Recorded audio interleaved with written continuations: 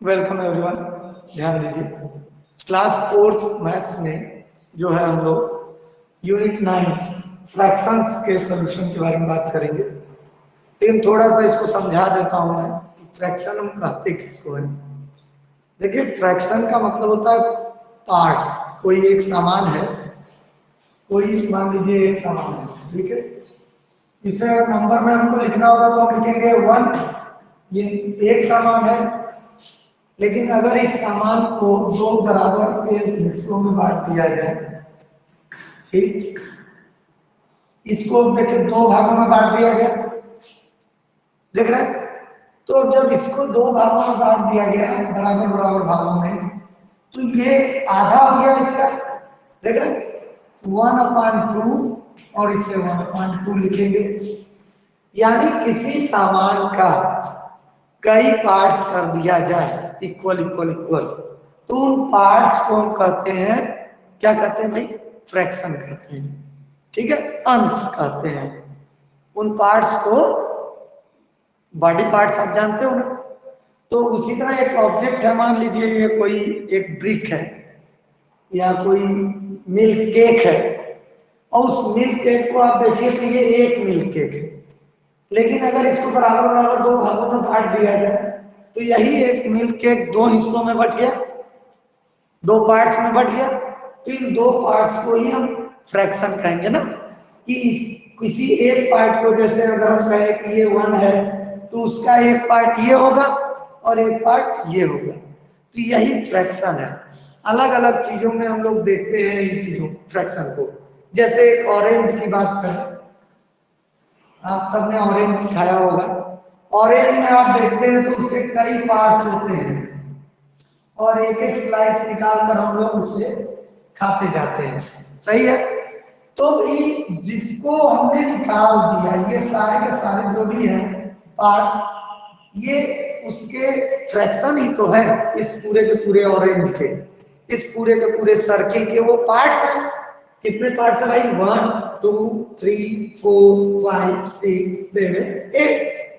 यानी कि इस पूरे ऑरेंज को 8 पार्ट्स में डिवाइड कर दिया गया, कट कर दिया गया। तो अगर इसको हमको लिखना हो, मान लीजिए नंबर के फॉर्म में हमको लिखना है, फ्रैक्शन के फॉर्म में लिखना है, तो हम क्या करते हैं? टोटल कितने पार्ट्स हैं भाई इसके?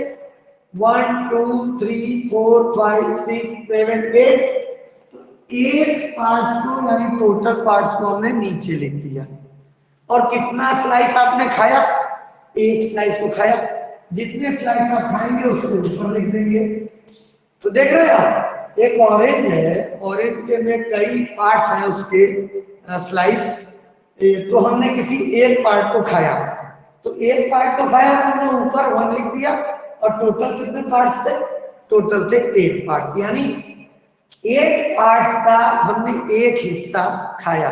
आठों मिलाकर एक ऑब्जेक्ट बनता था, और उसमें से जब उस ऑब्जेक्ट को 8 इक्वल पार्ट्स में बांट दिया गया तो उसमें से एक स्लाइस को हमने खाया।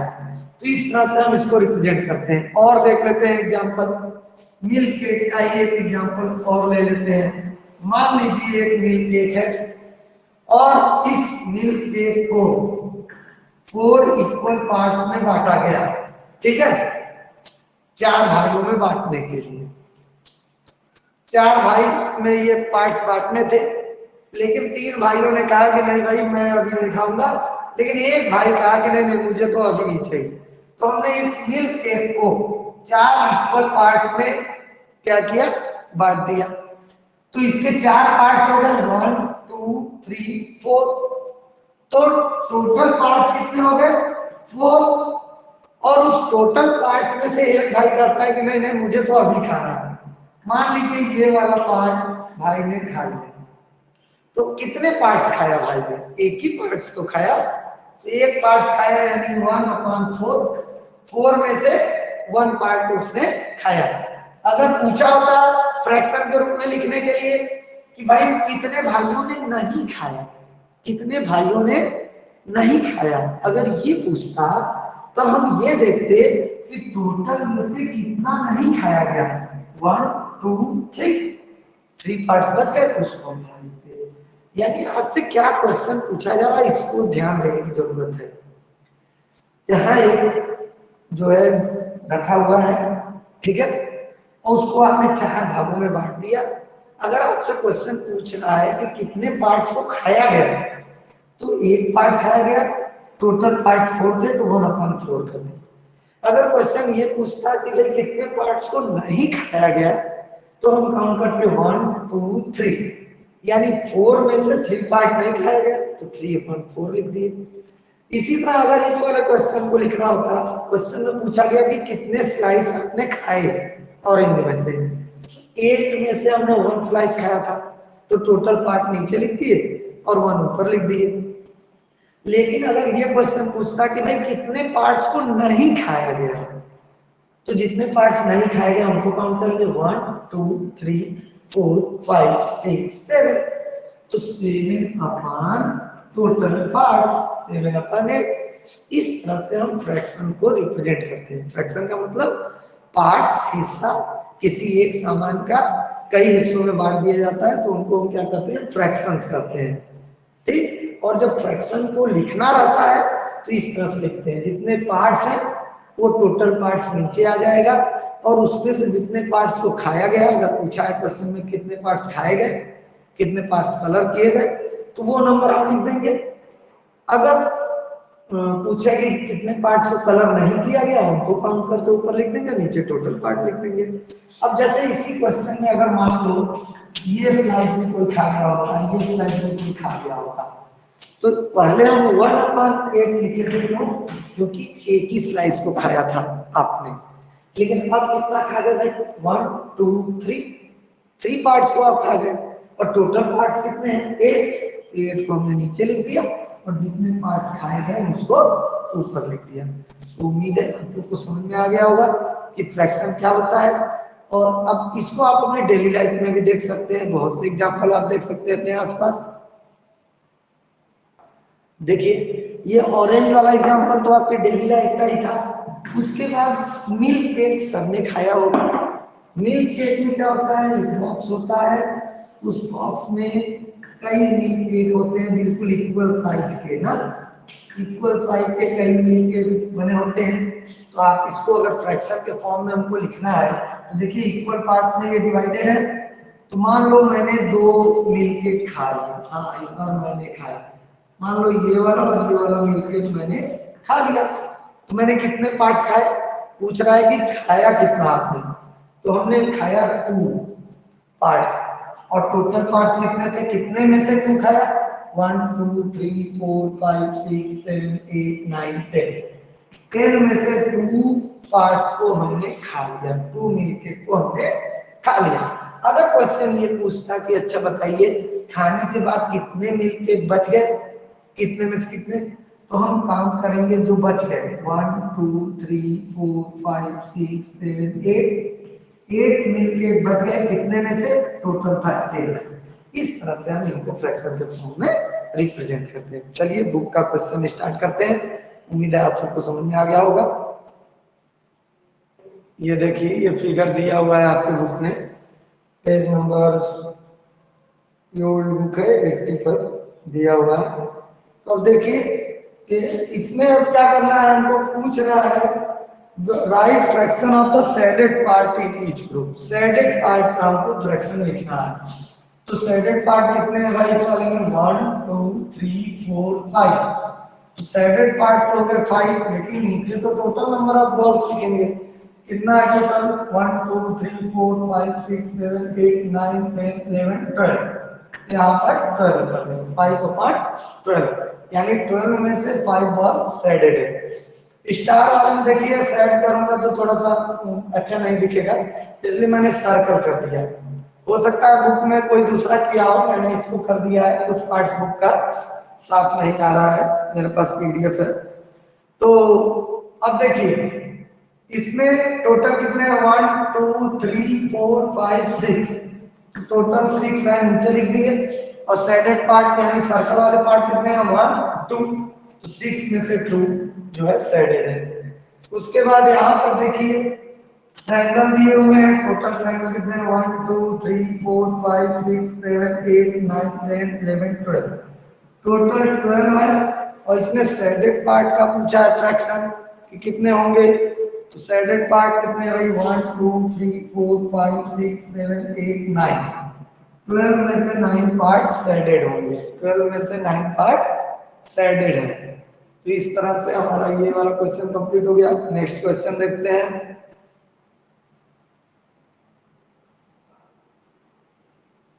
अब देखिए इस वाले क्वेश्चन में, क्वेश्चन नंबर 2 में दिया हुआ है, फिगर दे दिया है और फ्रैक्शन साथ में दिया है 5/9। कह रहा है कि जितने पार्ट्स फ्रैक्शन के अनुसार आप सेट कीजिए। तो 9 तो टोटल पार्ट्स हैं 1 2 3 4 5 6 7 8 9, 9 में से कितने पार्ट सेटेड करने हैं, जितना ऊपर लिखा है। इसको ध्यान दे दीजिए एक बार, और ये भी ऊपर जो लिखा रहता है इस तरह से उसको कहते हैं न्यूमरेटर, ठीक है। इसे न्यूमरेटर कहते हैं, इसे डिनोमिनेटर कहते हैं, याद रखिएगा पढ़ते समय। 5/9 है, जो ऊपर लिखा है उसको न्यूमरेटर और जो नीचे लिखा है उसको डिनोमिनेटर बोलते हैं। तो 9 में से 5 पार्ट को सेलेक्ट करना है, तो कोई भी 5 पार्ट को सेलेक्ट कर देते हैं, कोई भी 5 पार्ट आप कर सकते हैं, 9 में से कोई भी 5 पार्ट। तो अभी तक देखिए मैंने 4 पार्ट्स किया, एक ये वाला भी कर देते हैं। 9 में से 5 पार्ट को मैंने सेलेक्ट कर दिया, आप कलर कर सकते हैं, ठीक। क्योंकि इसमें शेडेड करने के लिए बोला है, क्वेश्चन में बोला है set the figure according to the given fraction, जो फ्रैक्शन दिया उसके अकॉर्डिंग सेट कीजिए। तो यहाँ फ्रैक्शन दिया है 1/4, तो टोटल पार्ट तो 4 सही दिया है, 4 में से कितने पार्ट को सेट करना है, कमेंट करके बताइए। 4 में से हमने ऊपर जितना लिखा था उतना ही सेट करते हैं, तो 1 लिखा तो 1 पार्ट को सेट कर लीजिए। ये फ्रैक्शन हमें बताता है कि 4 में से एक पार्ट शेडेड हुआ है। अगला 7/8 फ्रैक्शन दिया हुआ है, तो 7/8 यानी टोटल पार्ट कितने होंगे 8, 1 2 3 4 5 6 7 8, 8 में से कितने पार्ट सेट करने हैं भाई, ऊपर जितना लिखा 7 पार्ट्स को सेट कर दीजिए। इस तरह से जब फ्रैक्शन दिया हो तो भी हम कर सकते हैं, और अगर फिगर दिया है तो उसको भी देख के हम लोग फ्रैक्शन के फॉर्म में लिख सकते हैं, सही है। एक छूट जाएगा, बाकी सब शेडेड रहेंगे। देखिए एक छूट गया, 8 में से 7 पार्ट शेडेड है और 1 पार्ट लेफ्ट रह गया, ठीक है। चलिए अब नेक्स्ट क्वेश्चन, क्वेश्चन नंबर 3, एक टेबल दिया हुआ है उसे कंप्लीट कर लेते हैं। देखिए इस टेबल में ये न्यूमरेटर दिया है, डिनोमिनेटर दिया है और इसको फ्रैक्शन फॉर्म में लिखना है, कुछ में फ्रैक्शन भी दे दिया है। तो न्यूमरेटर किसे बताया गया था, ऊपर वाले नंबर को, और डिनोमिनेटर किसे बताया गया था, नीचे वाले नंबर को। तो अब न्यूमरेटर 5 है, डिनोमिनेटर 8 है, यानी 5 ऊपर रहेगा 8 नीचे रहेगा, फ्रैक्शन के रूप में लिखेंगे 5/8, सही है।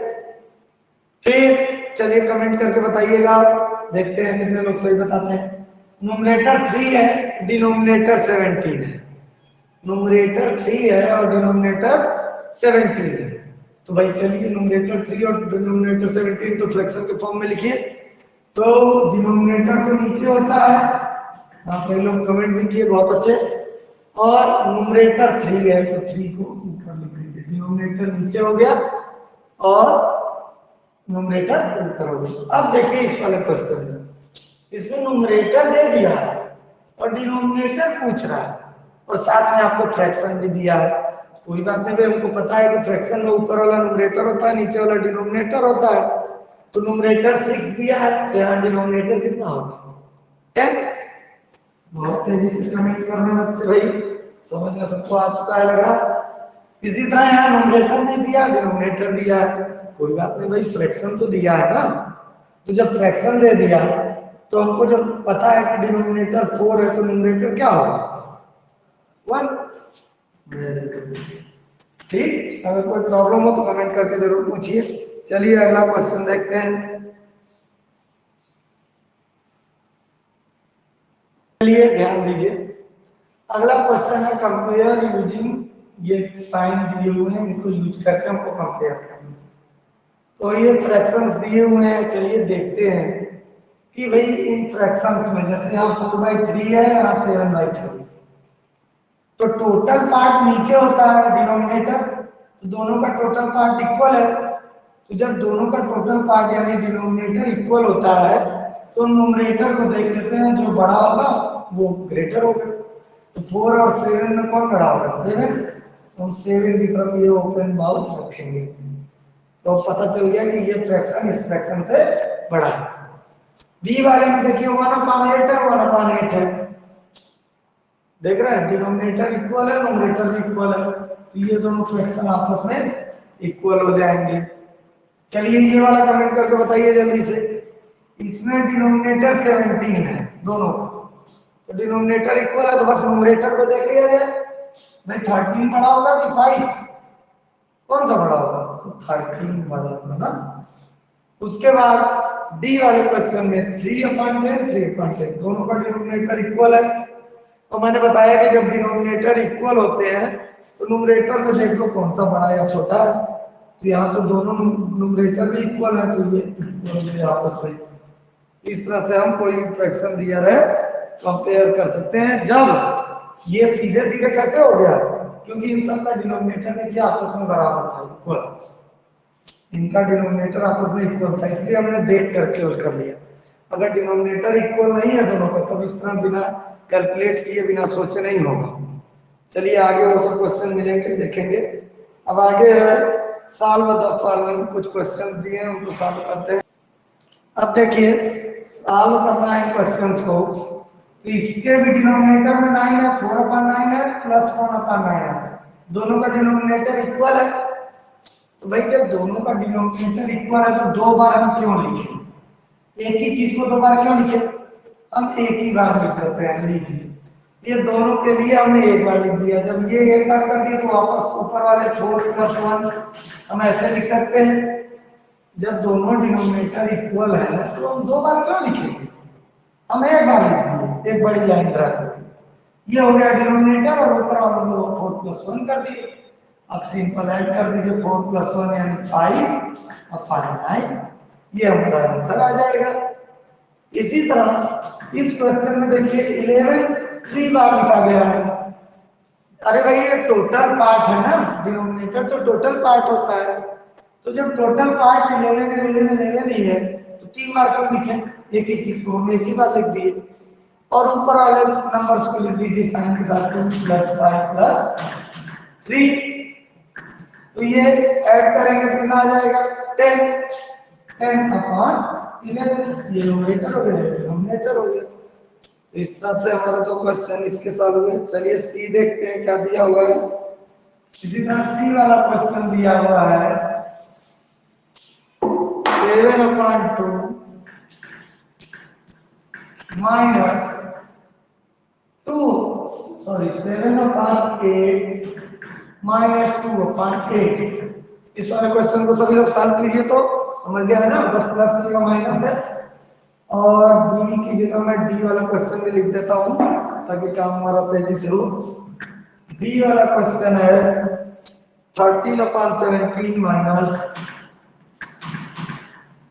-9/7। हाँ बहुत अच्छे, कुछ लोगों का कमेंट भी आ गया, बिल्कुल सही आंसर है। चलिए देखते हैं क्या तरीका है भाई। तरीका ये है कि दोनों का टोटल